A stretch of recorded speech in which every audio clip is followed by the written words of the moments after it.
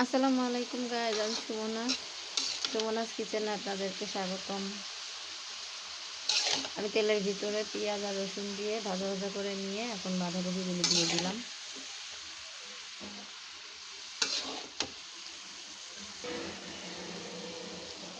দেখুন, কাঁচামরিচ দিয়ে দিলাম।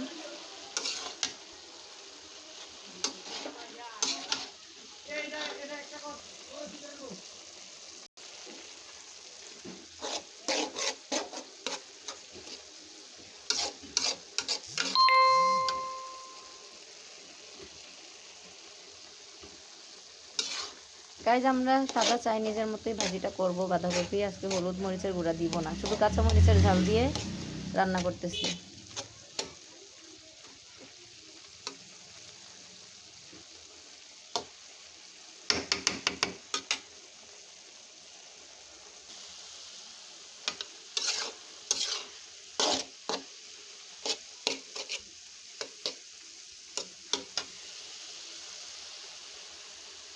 গাইজ, এখন এই মুহূর্তে হয়ে গেছে আমার বাঁধাকপি ভাজি করা। এখন ধনিয়া পাতা দিয়ে দিলাম। আল্লাহ হাফেজ।